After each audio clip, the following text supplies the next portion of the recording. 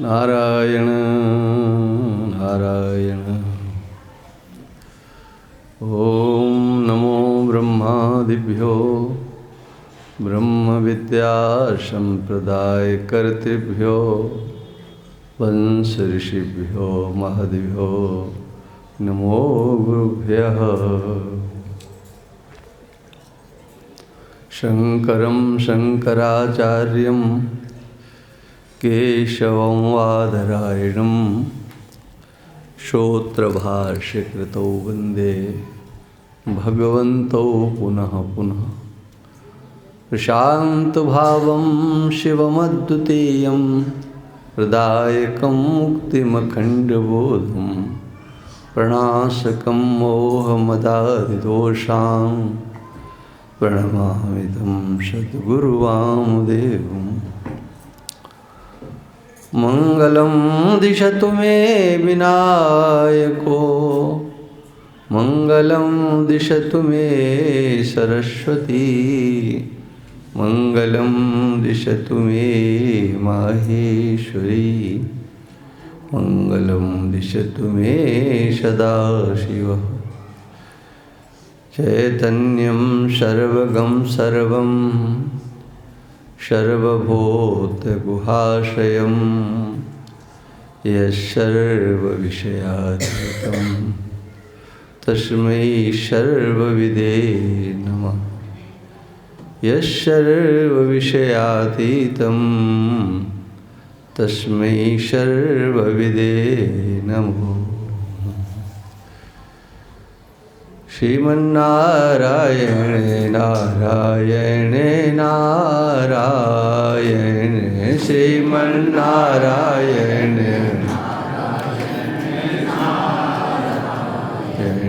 भजमन्नारायण नारायण नारायण भजमन्नारायण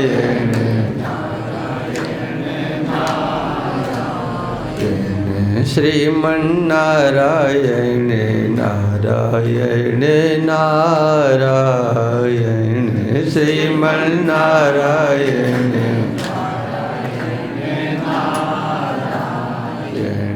भजमन्नारायण नारायण नारायण भजमन्नारायण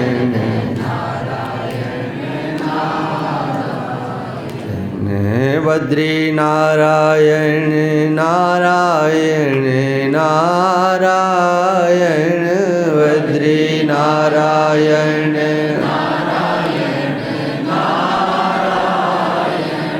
लक्ष्मी नारायण नारायण नारायण लक्ष्मी नारायण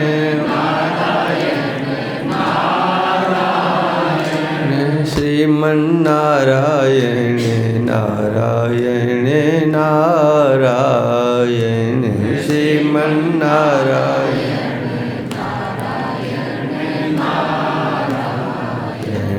भजमन्नारायण नारायण नारायण भजमन्नारायण। बोलिए सच्चिदानंद भगवान की जय हो।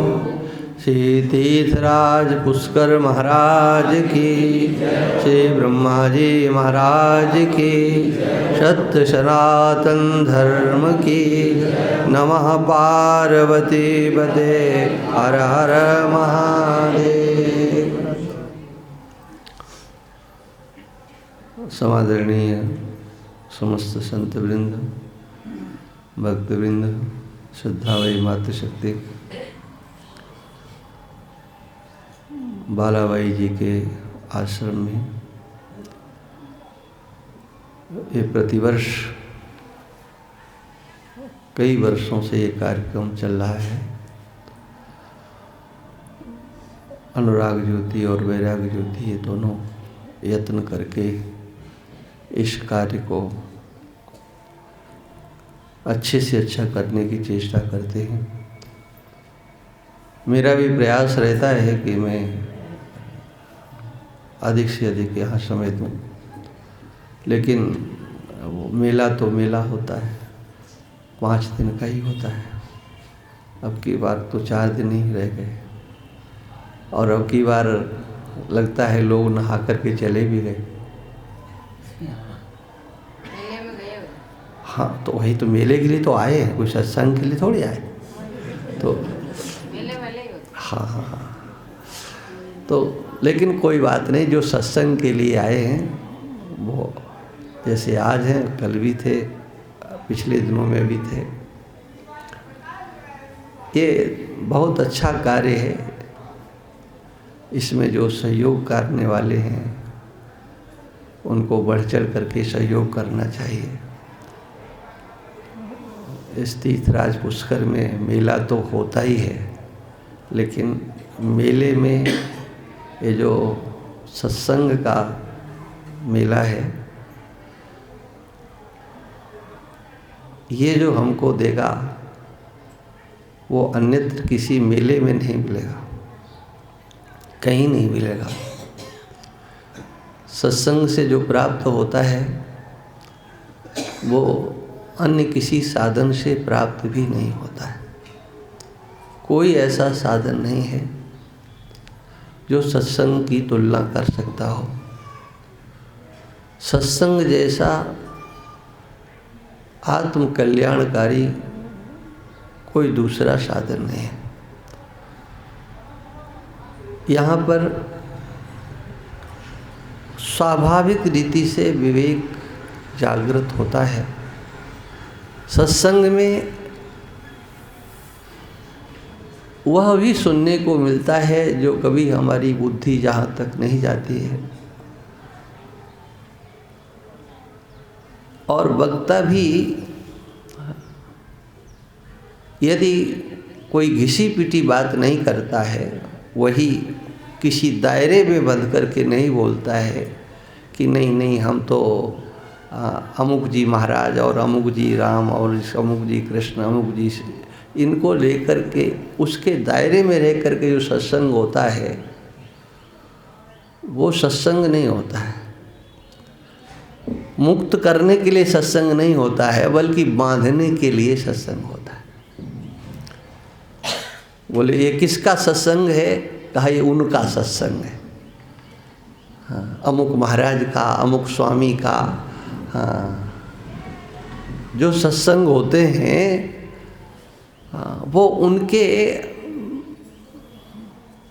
दायरे में बंध करके जीने वालों के लिए होता है।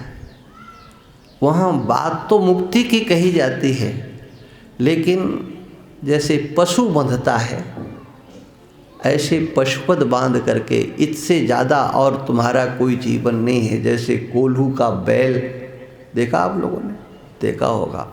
हाँ, अभी भी भीलवाड़ा इत्यादि जो है उनमें देखने को मिलता है कि वो घूमता है, दिन भर चलता रहता है, बेचारा चलता ही रहता, लेकिन चलता कितना है। हाँ, वहीं के वहीं, उससे आगे कुछ नहीं।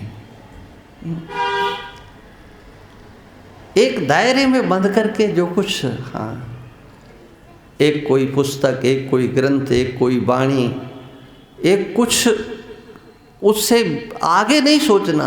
एक ही किताब, हाँ, एक ही पुस्तक, एक ही विचार, चाहे आज सुन लो चाहे साल भर बाद सुन लो, क्योंकि उनके पास और कुछ है नहीं। जो वहाँ साधन बताया जाता बस उससे आगे कुछ करना भी नहीं है। लेकिन सत्संग तो वह है जैसे एक घर में छोटे से छोटा बच्चा जो अभी अन्न खाना नहीं जानता है, और वृद्ध से वृद्ध जिसके दांत नहीं रहे, और उनके मध्य में आने वाली समस्त अवस्थाओं के युवक इत्यादि, सबका भरण पोषण होना, सबकी क्षुधा की निवृत्ति होना, यह घर में भोजन बनाने वाले का कार्य होता है। सबको देखना है, एक जैसा नहीं।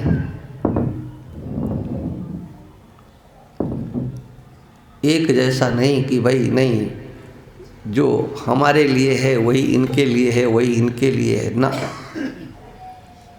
कौन किस भोजन का अधिकारी है?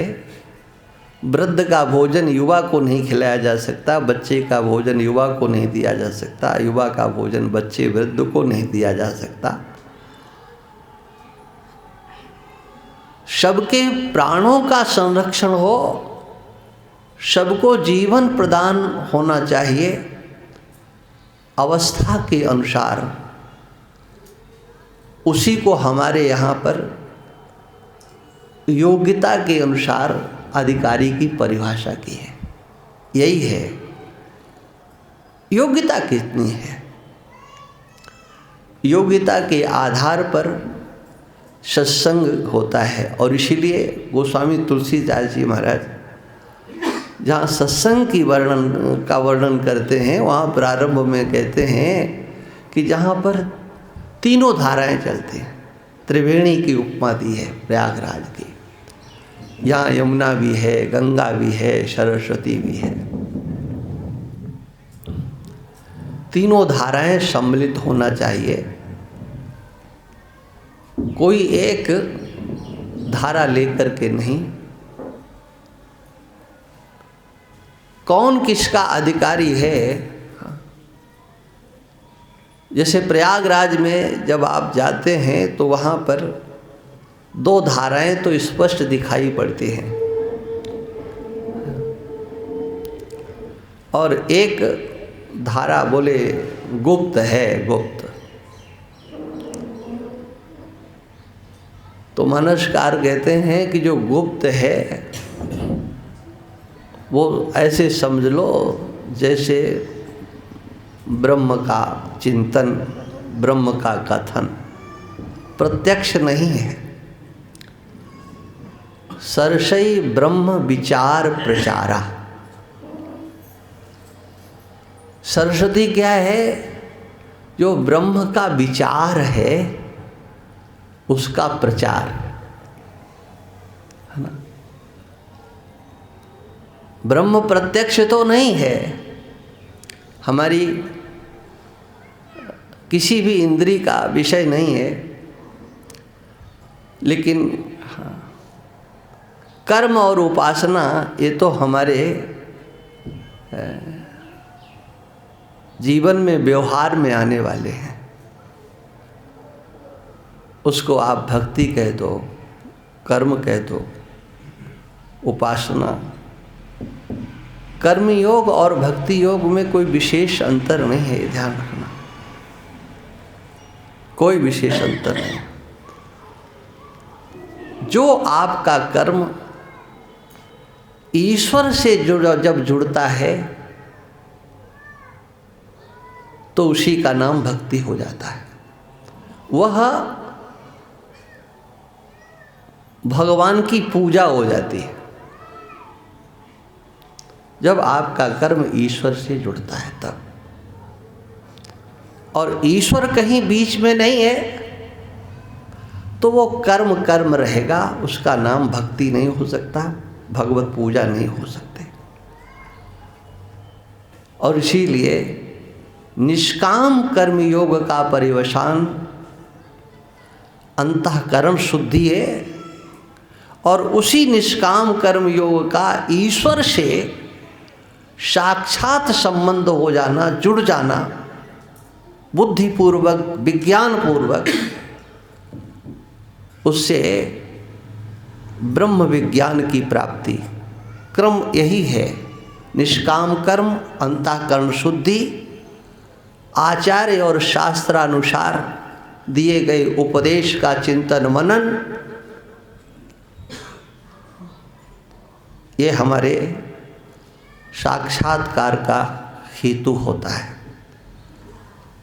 भगवान कृष्ण गीता में कहते हैं स्वकर्मणा तमभ्यर्च्य सिद्धिम विन्दति मानवा। मनुष्य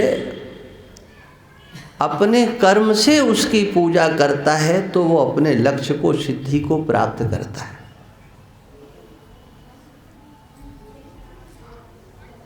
अपने कर्म से।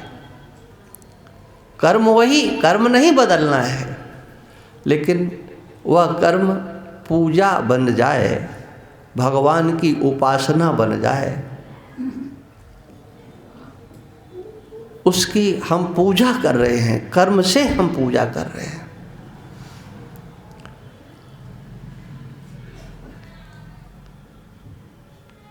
रामचरितमानस में और भागवत में बार बार इस बात को कहा गया। भगवत भाव से युक्त जो धर्म होता है वह आदरणीय है। निष्काम कर्म योग भी तभी आदरणीय है जब उसका संबंध ईश्वर से हो। नैष्कर्मपि अच्युत भाव वर्जितम न शोभते ज्ञानमलम निरंजनम। न शोभते, वो अमल या विमल विज्ञान,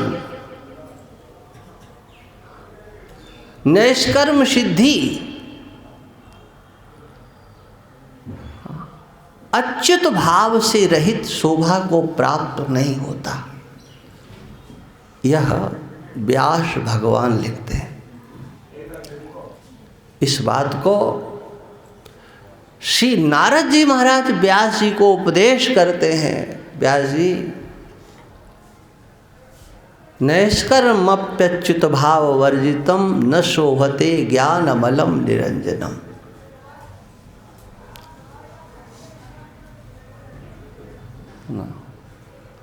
पूर्ण ज्ञान, बोले हाँ यही पराकाष्ठा है, नैष्कर्म सिद्धि। लेकिन ईश्वर कहीं है कि नहीं है? ईश्वर भाव से रहित मानसकार इसी का अनुवाद थोड़ा कठोर शब्दों में करते हैं। वो कहते हैं, सो सब कर्म धर्म जरि जाओ, जहन राम पद पंकज भाव। जोग कुयोग ज्ञान अज्ञानो, जहाँ नहीं राम प्रेम पर धानो। ईश्वर प्रेम के बिना कैसा योग, कैसा ज्ञान, कैसा धर्म। इसलिए ब्रह्म सूत्र में इस पर विचार किया गया। कोई तत्ववेत्ता हो सकता है, साक्षात्कार हो गया, अनेकों को हुआ है, साक्षात वह ब्रह्म स्वरूप है। इंद्र के द्वारा भी वह पूजित होने योग्य है, ये शंकराचार्य भगवान कहते हैं। जो उस तत्व को जैसा है वैसा साक्षात्कार करता है, माने अनुभव करता है। जो एक अद्वितीय सच्चिदानंद स्वरूप है, उससे मैं अपृथक हूं। प्रत्यगात्म स्वरूप उस परमात्मा का अनुभव करता है। मेरे से अभिन्न नहीं है और मेरे से भिन्न नहीं है और मैं उससे भिन्न नहीं हूँ, ऐसा निश्चय उसका विज्ञान जिसको होता है वो ब्रह्म ही होता है।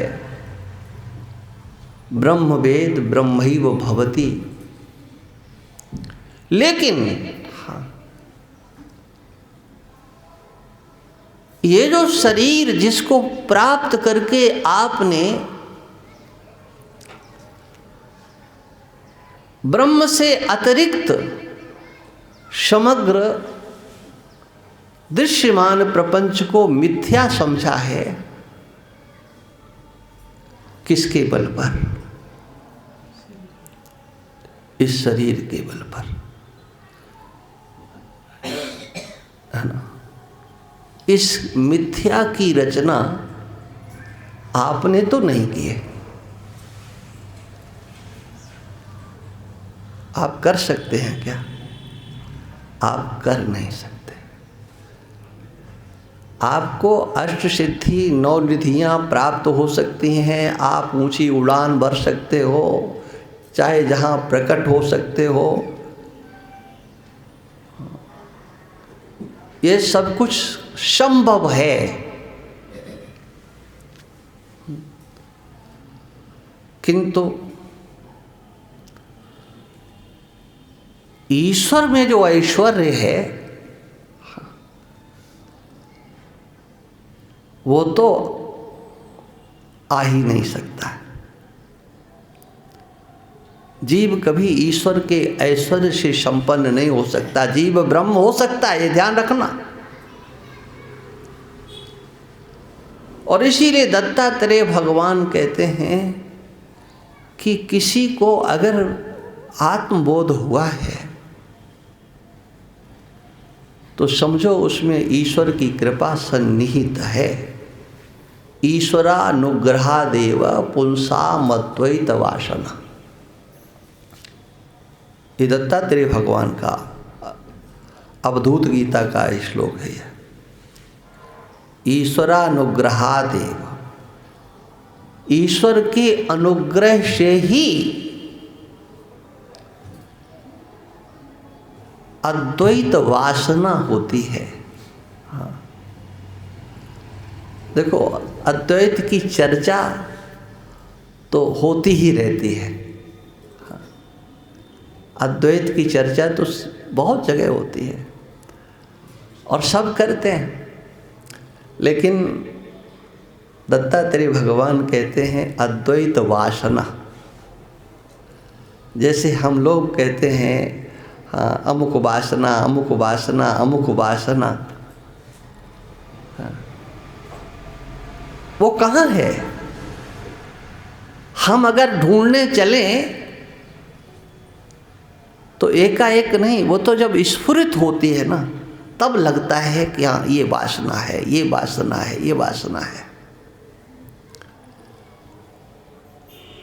लेकिन ये अद्वैत की वासना माने वह बड़ा दुर्लभ है। इसी को कहते हैं निष्ठा। तन्निष्ठा तत्परायणा, भगवान कृष्ण गीता में कहते हैं। तन्निष्ठा, वह अभिनिवेश हमें हो। अद्वैत वासना है ना, न द्वैत अद्वैत, दूसरा कुछ नहीं है, कुछ भी नहीं है, कोई नहीं है, कोई है ही नहीं। दूसरे का सर्वथा अभाव का निश्चय, अन्य के अभाव का सर्वथा निश्चय, कुछ नहीं है, केवल मैं ही मैं हूं, मेरे सिवा कोई दूसरा नहीं। हाँ, या यूं कहो ब्रह्म के सिवा कोई दूसरा नहीं। हाँ तो जम जाना। हाँ ऐसे तो जम जाता, लेकिन वो नहीं जमता, नहीं सकता। हाँ, क्योंकि आपने दूसरा अभी निश्चय किया है ना अपने को, एक हम एक वो, तो वो तो सब कुछ है, लेकिन हम क्या हुए, बस यही बात है। और इसीलिए ईश्वर के अनुग्रह की आवश्यकता है। जैसे हमारा इस शरीर में अभिनिवेश है, ऐसे हमारे स्वरूप में अभिनिवेश है ना। देहात्म ज्ञानम देहात्मक ज्ञानवादकम आत्मन्य भवेद्यस्य सन्नेच्छन्नपि मुच्यते। वो मुक्ति की इच्छा नहीं करता। जैसे देह में आत्मबुद्धि बैठी हुई है, जैसे देहात्म ज्ञान, हाँ, इसके लिए आपने कहीं श्रवण किया, आपको उपदेश दिया गया क्या? ए भाई तुम 3.5 हाथ के पुतले हो, हाँ, उपदेश दिया गया क्या? नहीं उपदेश दिया गया। अच्छा, आपने बैठ करके कभी मनन किया, कभी निधिध्यासन किया? हाँ, मैं कहीं बदल तो नहीं गया,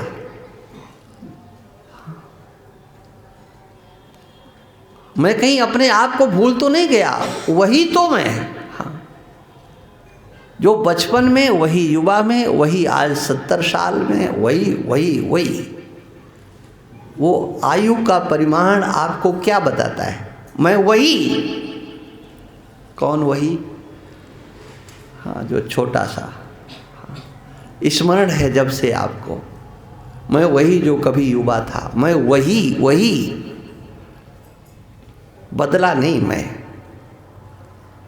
ये देहाभिनिवेश मतलब शरीर बदल गया, लेकिन देह में जो अभिनिवेश है वो नहीं बदला। देह बदलता गया, हम अपने अभिनिवेश को उसी तरह से, मैं बालक हूँ, मैं युवा हूँ, मैं बूढ़ा हूँ, माने वो आपका अभिनिवेश रहा, चाहे बाल्यावस्था का, चाहे युवावस्था का, चाहे वृद्धावस्था का अभिनिवेश क्या रहा? इसी को लेकर के रहा, इससे बाहर नहीं। और इसके लिए कहीं क्लास नहीं लगा है, लगा हो तो बताओ। हाँ, किसी ने आपको बोध भी नहीं कराया, हाँ, कभी आपने मनन भी नहीं किया। फिर निधिध्यासन की तो बात ही छोड़ दो, बैठ करके आपने कभी माला भी नहीं घुमाई, कहीं मैं भूल तो नहीं जाऊं, अपना नाम जो है कहीं भूला तो नहीं, लाओ चलो रट लेते। हाँ, पंचदशीकार कहते हैं देहात्म ज्ञान बच ज्ञान। जैसे देहात्म ज्ञान है, इसी प्रकार से अपने स्वरूप का ज्ञान हो, एक उसमें निष्ठा, अभिनिवेश। वह जो अभिनिवेश है उसको लाने के लिए ही तो अभ्यास की आवश्यकता होती है, क्योंकि इसमें अभिनिवेश कराने के मददगार बहुत हैं। किसमें? इस शरीर में। इसमें मदद करने वाले संसार के लोग बहुत हैं। तुम बेटा हो, तुम बच्चे हो, अरे तुम देख खार के नहीं चलते हो, तुम युवा हो, सब प्रकार से है। दूसरे आपको बार बार धक्का देते रहते हैं, लेकिन आप सोचो कि इसका चिंतन करने में कोई आपकी मदद करेगा, हाँ, कि मैं एक अद्वितीय तत्व हूँ, हाँ, मैं साक्षात ब्रह्म हूँ, मैं सच्चिदानंद स्वरूप हूँ। ये कोई तुम्हें सुनाएगा, सत्संग में भले ही सुन लो, लेकिन जहाँ रहते हो आस-पास बाल बच्चे, पत्नी, माता पिता, स्वजन संबंधी कोई तुम्हें सुनाएंगे कि तुम ब्रह्म हो, तुम सच्चिदानंद स्वरूप हो, इसकी आशा छोड़ दो। और इसलिए वह जो अभिनिवेश संसर्ग से आया, सुन कर के आया ना, जितना भी अभिनिवेश आपको है, बताओ आपकी अक्ल से है क्या? किसी भी प्रकार का कितने भी अभिनिवेश मान लीजिए, नामाभिनिवेश, विनिवेश, रूपाभिनिवेश, संबंधाभिनिवेश, जात्याभिनिवेश, हम कितने ही अभिनिवेश मान लें, तुम्हारी अक्ल से कौन सा है बताओ? नाम अपना तुमने रखा था, तुमको बोध किसी दूसरे ने कराया। किसको गोरा कहते, किसको काला कहते हैं, ये तुम्हारी खोपड़ी से है, बताया गया है। इसको ये कहते हैं, इसको ये कहते हैं। जो दिखाई नहीं पड़ता है, जैसे जाति है किस आंख से दिखती है, लेकिन ये जात्याभिनिवेश कहाँ से हुआ? आपकी अक्ल से, केवल इस कान से सुन करके। तुम किसी के बेटा हो, ये कान से सुन करके। जितना भी संसार तुम्हारे अंदर आया है, ये तुम्हारी बुद्धि की उपज नहीं है, बल्कि तुम्हारी बुद्धि के ऊपर परत के ऊपर परत डाली गई है। और आप इतने श्रद्धावान रहे हो क्या कि किसी की भी बात का खंडन नहीं किया। जी हाँ जी, जी हाँ जी, जय हो जय हो। हाँ, सतबचन महाराज। हाँ, आपने स्वीकृति दी है। जैसे आपने इसको स्वीकृति दी है, इसी प्रकार से शास्त्र और सद्गुरु के उपदेश से जो आपको इससे इतर बोध कराया जाता है, उस बोध के मूल में भी आपकी श्रद्धा की आवश्यकता है। और इसीलिए भगवान कहते हैं, श्रद्धावान लभते ज्ञानम। श्रद्धावान ही ज्ञान को प्राप्त करेगा। और केवल इसमें देख लेना, सब कुछ आ गया इसमें। तत्परा संयतेन्द्रिया, केवल सुनने मात्र से कुछ नहीं होने वाला है, ध्यान रखना। सुनते सुनते तो जीवन निकल जाता है, लेकिन तत्परता नहीं दिखाई देती है। कुछ किए बिना रहा नहीं जाता है। आँख से देखना है, कान से सुनना है, हाथ से पैर से कुछ करना है। बिना किए कुछ होने वाला नहीं है।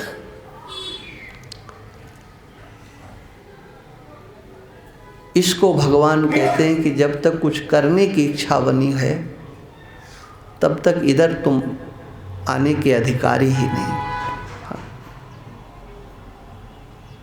कुछ अभी शेष बाकी है, तो अभी तुम इस चक्कर में मत पड़ो। जो करना है पहले उसको कर लो।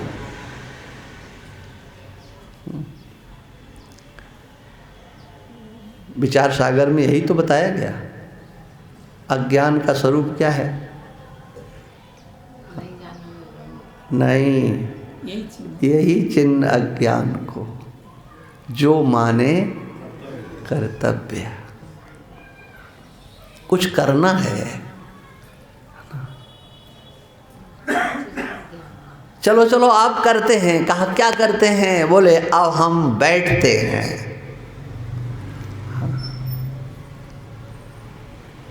अब हम ध्यान करेंगे। ये क्रिया नहीं है क्या? किसका ध्यान करोगे? जिसको तुम भूले हो उसका ध्यान करते हो। बोले ध्यान में नहीं आ रहा, उन्हें भूल गए, हमारे ध्यान में नहीं आ रहा, हमें याद नहीं आ रहा। अब चलो भाई हम स्मरण करते हैं, स्मरण करते हैं। हम उसे भूल गए हैं।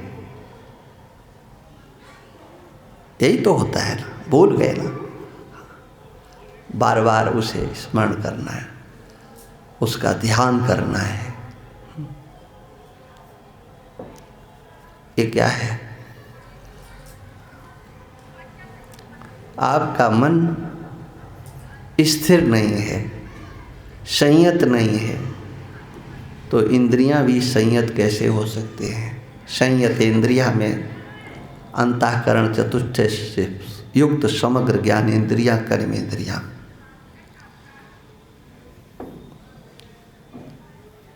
परीक्ष लोकान कर्मचितान ब्राह्मणों निर्वेद माया नास्त कृता कहते हैं। जो अकृत तत्व है उसकी क्रिया से प्राप्ति नहीं हो सकती है। ऐसा वह अद्वितीय तत्व अपने से अपृथक रूप में देहात्म ज्ञान वज ज्ञानम देहात्मक ज्ञान बाधकम, हमेशा आपके अपने स्वरूप का स्फुरण रहना चाहिए। इसके लिए पूर्व जन्म के सत्कर्मों की पूंजी हो, ईश्वर का अनुग्रह हो तो बहुत अच्छा, अन्यथा अभ्यास ही करना पड़ता है, कोई दूसरा रास्ता नहीं है। इसीलिए ब्रह्मसूत्र में ये चर्चा आई है, कृतोपास्ति अकृतोपास्ति। ये शास्त्रों में ये वर्णन मिलता है, उपनिषदों में। जिसकी उपासना पूर्ण हो चुकी है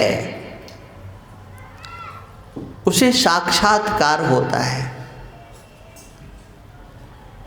और जिसने उपासना नहीं की है ज्ञान तो किसी को भी हो जाएगा। 2 और 2 4 ही होते हैं ना, 4.25 न 4.25 न 4.5। यदि दिमाग है, दुराग्रह से रहित आपकी बुद्धि है, तो आपकी समझ में यह विज्ञान आ जाएगा, कोई रोकने वाला नहीं है। लेकिन तन्निष्ठास्तत्परायण, ये कैसे होगा? समझ में तो आ गया, लेकिन निष्ठा कैसे बनाओगे? करो यत्न। और इसीलिए जिन्होंने उपासना नहीं की है, भगवान का आश्रय नहीं लिया है, वह भगवद आश्रय लें, उस परम पिता परमात्मा से, परमेश्वर से प्रार्थना करें, और केवल निष्ठा बनाने के लिए यदि उसके नाम का संकीर्तन करना पड़े, जप करना पड़े तो जप करो, संकीर्तन करो, और केवल उद्देश्य ये कि ज्ञान तो है लेकिन निष्ठा कैसे बने। वो निष्ठा बनाने के लिए उसका आश्रय लेना बहुत आवश्यक है। और एक बार निष्ठा बन जाती है तो समझ लो फिर कार्य हो गया। इसलिए भगवत्पाद शंकराचार्य भगवान भाष्य में सर्वत्र चाहे गीता भाष्य हो चाहे उपनिषद का हो, वो स्पष्ट करते हैं ज्ञान से काम चलने वाला नहीं है। ज्ञानी जी महाराज की जय। ज्ञानी हो सकते हो आप, लेकिन निष्ठा नहीं है तो काम चलेगा नहीं। और निष्ठा बनाने के लिए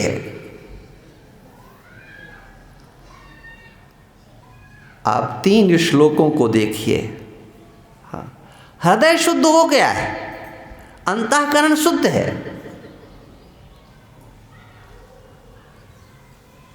बुद्ध्या विशुद्धया युक्तो धृत्यात्मानं नियम्य च शब्दादीन विषयांश त्यक्त्वा रागद्वेषो विदुस्य च। ये जो 3 श्लोक बताए गए हैं, ये किसके लिए बताए गए हैं? उसी के लिए अंतःकरण तो शुद्ध हो गया है, माने केवल निष्ठा बनाने के लिए।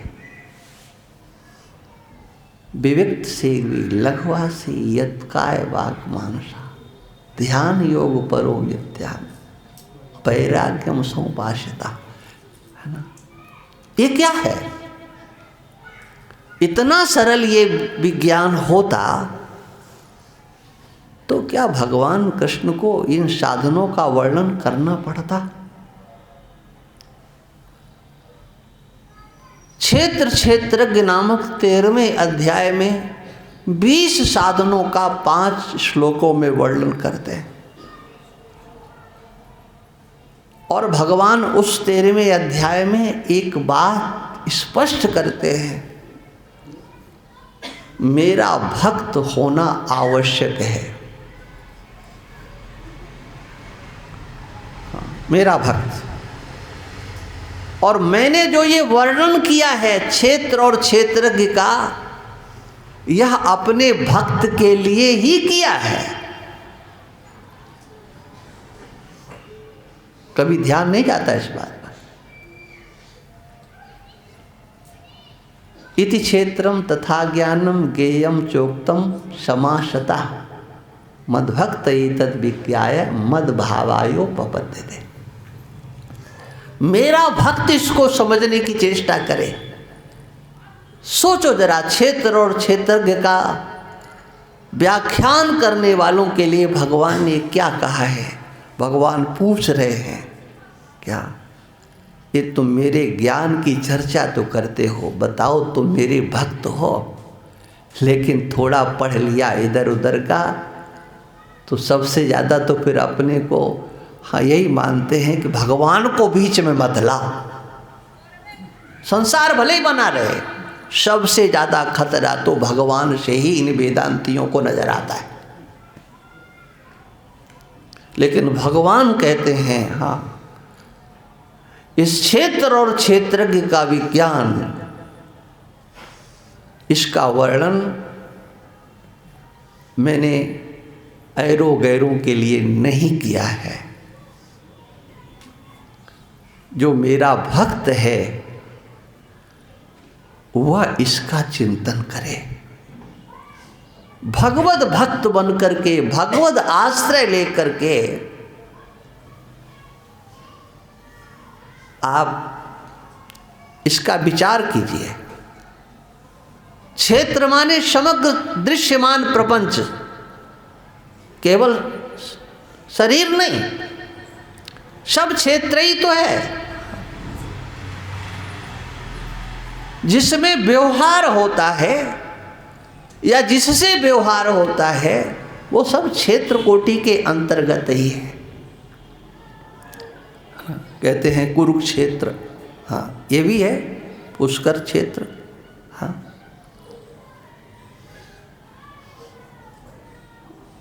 पहला श्लोक है ना, धर्म क्षेत्रे कुरुक्षेत्र। हाँ ये है, ये शरीर है। इदम शरीरम कौन्तेय क्षेत्र विद्या विधीयते। क्षेत्र है ये, क्षेत्र माने क्षेत्र शब्द का अर्थ आप जानते हैं, सीधे सीधे भाषा में बोले खेत, जिसमें कुछ किया जा सकता है। हाँ, ये क्षेत्र है, ये तीर्थ क्षेत्र है। तो बताओ, तीर्थ क्षेत्र है, ये धर्म क्षेत्र नहीं है क्या? हाँ, कुरुक्षेत्र है, वो तीर्थ है, लेकिन वो धर्म क्षेत्र है। और भगवान कहते इदं शरीरम, ये भी क्षेत्र है। तो इस क्षेत्र से आप कर क्या रहे हो? मैंने पहले दिन शायद कहा था, व्यास भगवान कहते हैं क्रियते धर्म संग्रह, धर्म का संपादन करो। क्षेत्र है, और ऐसा ये क्षेत्र है जैसे आप अपने खेत में जो बीज डालते हो उसी की अपेक्षा करते हो, या बोया कुछ है और काटो कुछ, ऐसा सोचते हो क्या? कौन सोचता है ऐसा? जो आपने बोया है ना, उसी को काटने की मानसिकता आपकी होती है, और ये आप जानते हो। हाँ, अच्छी तरह से जानते हो। ये जो क्षेत्र है, क्षेत्र है ना, मानसकार ने एक बहुत अच्छी पंक्ति लिखी है। इस शरीर को प्राप्त करके आप स्वर्ग भी जा सकते हो। मैंने कल जिसकी चर्चा की थी ना, हाँ, और नरक भी जा सकते हो इसी शरीर से, और इसी शरीर से मोक्ष भी प्राप्त कर सकते हो। एक ही शरीर, अब इसका उपयोग कहाँ करना चाहते हो, इसमें आप स्वतंत्र हो। ईश्वर तो एक सूर्य के प्रकाश की तरह से, या यहाँ समझ लो ये लाइट जल रही है, इस प्रकाश में आप क्या करना चाहते हो? प्रकाश आपका सहयोगी मात्र है। ईश्वर में न कर्तृत्व है न कार्यित्व है, न तो वो कुछ करता है और न किसी से कुछ कराता है। न कर्तृत्वम न कर्माणि लोकस्य सृजति प्रभु। हाँ, जो ईश्वर है, हाँ, वो कुछ नहीं करता, केवल शक्ति मात्र देता है। आपके पास ज्ञानेंद्रियां हैं, कर्मेंद्रियां हैं, मन है, बुद्धि है, उसमें उस परमात्मा की, ब्रह्म की सत्ता विद्यमान है, शक्ति है, और आप सर्वतंत्र स्वतंत्र हो। आंख से क्या देखना चाहते हो? आप अपने चरणों से चलकर कहाँ जाना चाहते हो? अपने हाथों से क्या करना चाहते हो? रोकेगा नहीं। जैसे इस प्रकाश में आप कुछ भी करो, प्रकाश आपको रोकने वाला नहीं है। इसी प्रकार से वह जो परमात्म तत्व है, ईश्वर है, वो सबके प्रति, पुण्यात्माओं के प्रति और पापात्माओं के प्रति, सबके प्रति एक जैसा हेतु है, सामान्य हेतु है, सामान्य कारण है सबके लिए। वो तो सबको शक्ति दे रहा है, सबको, हाँ, किंतु उस सबको एक जैसी शक्ति देने पर आपकी क्या विशेषता है? आपकी विशेषता ये है कि उस ईश्वर प्रदत्त विज्ञान की शक्ति का आप सदुपयोग कितना कर रहे हो, और उसका सदुपयोग आप राष्ट्र के लिए कर रहे हो, समाज के लिए कर रहे हो, या अपने परिवार के लिए कर रहे हो, या स्वयं अपने लिए कर रहे हो। किसके लिए कर रहे हो, ये आपको देखना है। अन्य की महत्ता आपकी दृष्टि में है कि अपनी महत्ता आपकी दृष्टि में है? अन्यों के लिए आप मरना चाहते हो या अपने लिए मरना चाहते हो? ये तो निश्चय आपको करना पड़ेगा। आप क्या कर रहे हो, अपने लिए क्या कर रहे हो? यदि आपके चिंतन की धारा इस ओर नहीं गई तो सारे जीवन आप परमार्थी बनकर, हाँ, परार्थी बनकर के दूसरे के लिए जीने वाला परोपकारी है। आहा, परोपकाराय शताम विभूतया। हाँ, ये महापुरुषों का यही तो लक्षण होता है, परोपकार करो, परोपकार करो, है। अपने को संभाल नहीं पाए, है। अपना भला तो कर नहीं पाए, हाँ, दुनिया का भला करने के लिए निकल पड़े। क्या होने वाला है? कुछ नहीं होने वाला है, ध्यान रखना। हाँ, अपना भला है तो सबका भला, ये सीधी कहानी है। तुम भोजन करोगे, तुम्हारी भूख मिट गई तो दुनिया भूखी बनी रहे, तुम्हें भूख सताएगी नहीं? सताएगी? कभी नहीं सता सकती है, दुनिया भूखी बनी रहे।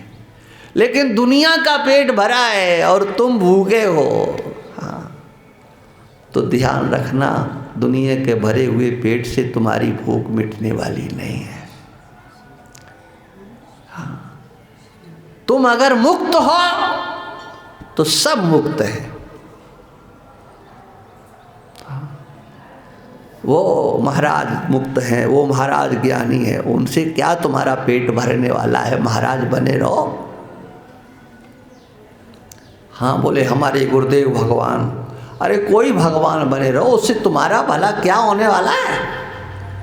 हाँ, बोले कृपा करेंगे। ये काम तो हाँ ऐसे नहीं हो सकता है। ईश्वर की कृपा का स्वरूप यही है कि उसके द्वारा जो प्रदत्त शक्ति है उसका यदि तुमने सदुपयोग नहीं किया तो ध्यान रखना, सिर धुन धुन पछताए, काले कर्म ईश्वरें मिथ्या दोष लगाए।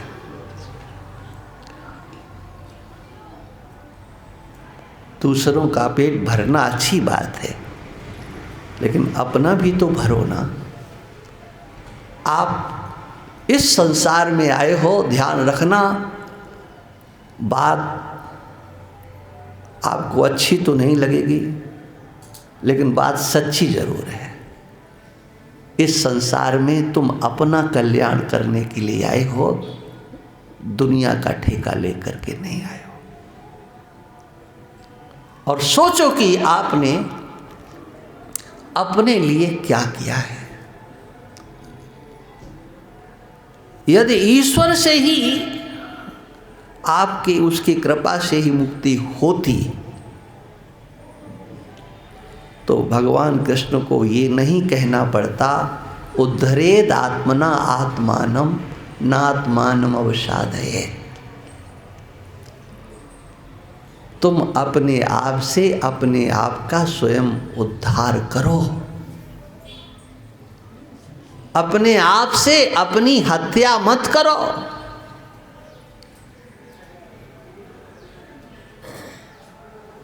तुम्हें अपना कल्याण स्वयं करना पड़ेगा। दूसरे के कल्याण से तुम्हारा कल्याण नहीं होने वाला है।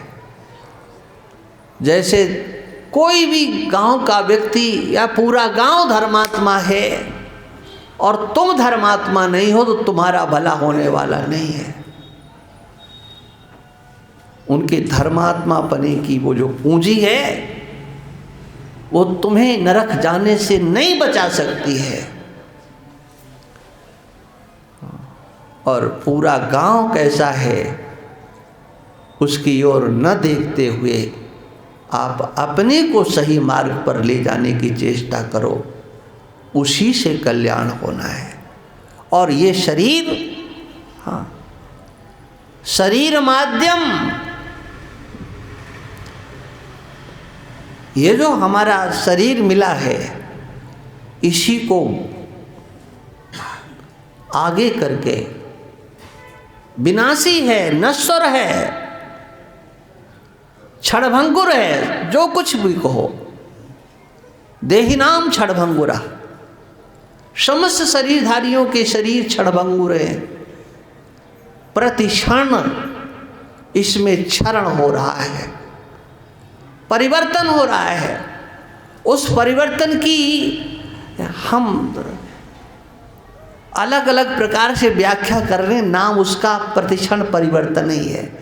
बोले अब ये बड़ा हो रहा है, अब ये बूढ़ा हो रहा है, अब बुढ़ापा आ रहा है, चाहे वो वार्धक्यता की ओर या वृद्धावस्था की ओर जा रहा हो, है क्या?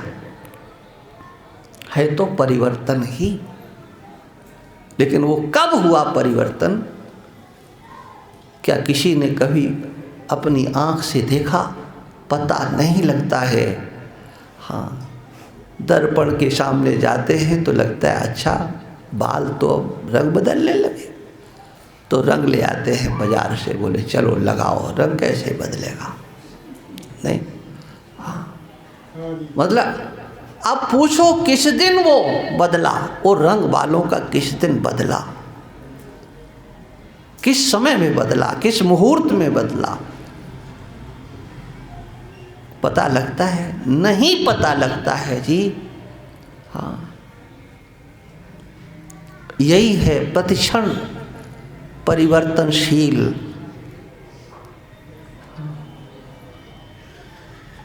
और इसमें हाँ, हमारी आपकी विशेषता यही है। ऐसा बुद्धिमता बुद्धिर, ऐसा बुद्धिमताम बुद्धिर मनीषा चा मनीषिणाम, यह सत्या मनते नेहा मरते नापनोति मामृतम। भगवान अपने उपदेश का उपसंहार करते हैं उद्धव के सामने। बुद्धिमानों की बुद्धिमत्ता, ऐसा बुद्धिमताम बुद्धिर, मनीषियों की मनीषा, उसकी सार्थकता इसी में है। जो सत्य है उसे झूठ के माध्यम से पकड़ो, अनृत्य। जो सत्य नहीं है उसका आश्रय लेकर सत्य तक पहुंचे। जो मरने वाला है, नष्ट होने वाला है, उसका आश्रय लेकर के जो अमृत स्वरूप मैं हूं उसे प्राप्त करने की इच्छा, उसके लिए यत्न करना, यही है बुद्धिमानी, यही है मनीषियों की मनीषा। इसलिए सत्संग के माध्यम से हम अपने अंतर विवेक जागृत करें। एक धारा में बंध करके रहना नहीं है। हमारे यहाँ पर सनातन धर्म में यह कहीं ऐसा स्वभाव स्वरूप वर्णन नहीं है, इत्थम एवं। और कोई अटकता है और उसी को बहादुरी मानता है तो क्या वो समझदारी कही जाएगी? कोई बालक अपने माता पिता से ये कहे कि अब आगे के क्लास में क्यों आप जो है एडमिशन कराना चाहते हो, हम तो 4-6 साल इसी क्लास में पढ़ना चाहते हैं। सोचो कैसा लगेगा। वो पढ़ने से तो मना नहीं कर रहा,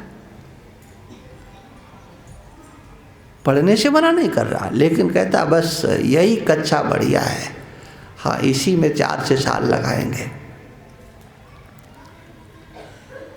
आप समझिए, यही है सनातन धर्म की प्रक्रिया। कहीं अटकना नहीं है, कोई भी क्षेत्र है वहां बंधना नहीं है।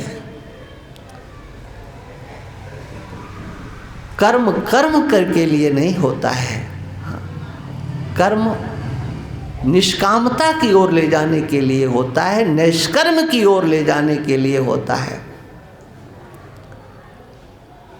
और इसलिए सत्संग के माध्यम से स्वविवेक को जागृत करें। जो अंतर विवेक आपके सहज रीति से है, उसका जो जागरण है ना, यही तो आपके जन्म मृत्यु के प्रवाह से छुड़ाने वाला है। दिमाग में तो आ गया कि सत्य ये है, लेकिन उसमें निष्ठा बनाने के लिए हम कर क्या रहे हैं, हमने किया क्या है। ये तो होता है कि हाँ निष्ठा बने, उसके लिए बारंबार अभ्यास करना पड़ता है। अभ्यास की आवश्यकता होती है। जैसे आप सो रहे हैं और भी सो रहे हैं, नाम आपका लिया गया तो दूसरा सुनता है क्या? नहीं सुनता है। अच्छा, आप सो कर के सुनते हो कि जग कर के सुनते हो? हाँ, सोते सोते सुनते हो। ये क्या है? यही है देहाभिनिवेश, यही है नामाभिनिवेश। और भी अभिनिवेश कर लें। हाँ हाँ, गाड़ी चलाने वाले, हाँ चालक जी, तो वो चालक जी, हाँ हम ही तो हैं चालक। तो हाँ हाँ, डॉक्टर साहब सो रहे हैं, डॉक्टर उठ करके, हाँ बताइए ये क्या है? ये केवल एक अभिनिवेश नहीं है, हमारे देहाभिमान के साथ साथ कर्तृत्वाभिमान भी तो अभिनिवेश के रूप में बैठा हुआ है। हम पुरुष हैं या स्त्री हैं, ये अभिनिवेश भी तो हमारे अंदर बैठा हुआ है। कितने अभिनिवेश बैठे हुए हैं, लेकिन सबका आश्रय तो ये देहाभिमान ही है। आप सोचो, देह का अभिमान नहीं हो तो फिर आप जाति का अभिमान कहाँ से लाओगे? स्त्री या पुरुष का अभिमान कहाँ से लाओगे? कर्तृत्व और भोक्तृत्व का अभिमान कहाँ से लाओगे? सबके मूल में तो यही बैठा हुआ है ना। और इसीलिए दो धाराओं को चलाना पड़ता है और साधकों को चलाना चाहिए। एक निषेधात्मक और एक विधेयात्मक।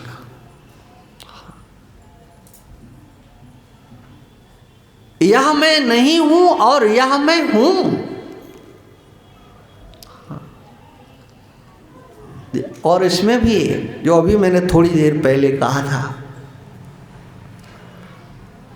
इसकी स्मृति कराने वाले तो संसार के बहुत से लोग तुम्हें मिल जाएंगे। वो माँ कहेंगे, पिता कहेंगे, भाई कहेंगे, बेटी कहेंगे, बहन कहेंगे, माताओं पुरुषों की सब के लिए समझ लें। हाँ, और वहाँ तुम्हें बोलना भी पड़ेगा, ये भी ध्यान रखना चाहिए। जो गृहस्थ आश्रम में रहते हैं उन साधकों को ये ध्यान रखना, तुम्हारा ज्ञान तुम्हारे लिए है, तुम दूसरों पे लादने की चेष्टा करो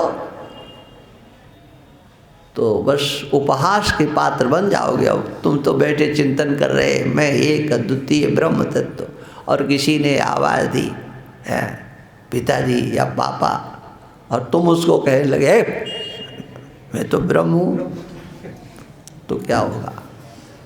तुम अपने ब्रह्म बने रहो, लेकिन उससे तो बोलो जो उसने बोला है। ये संसार है, ये तुम्हें मुक्त रूप में देखना नहीं चाहता, ये तुम्हें ज्ञानवान बना करके जीने नहीं देना चाहता।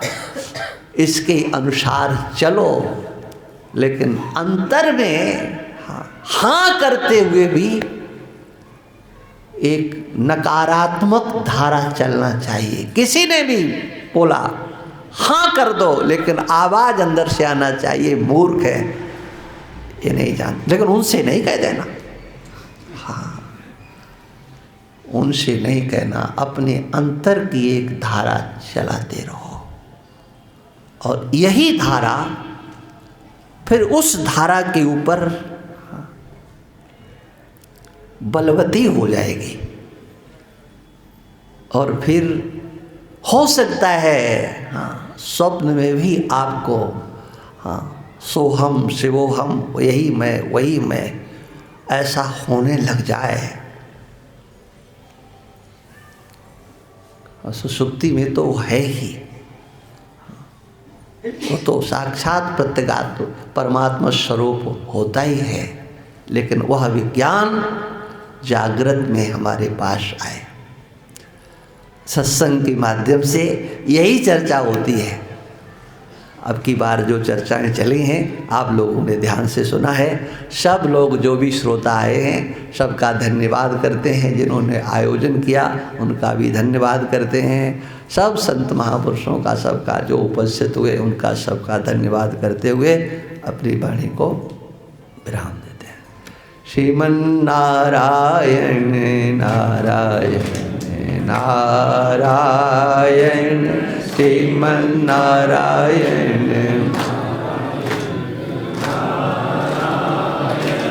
भजमन्नारायण नारायण नारायण भजमन्नारायण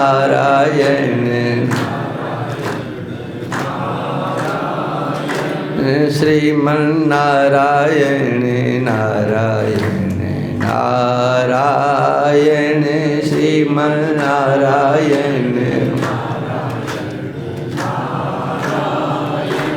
भजमन्नारायण नारायण नारायण भजमन्नारायण।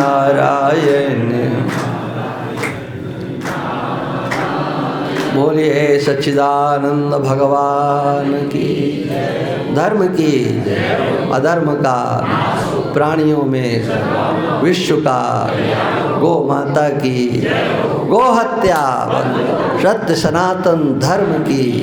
नमः पार्वती पते हर हर महादेव।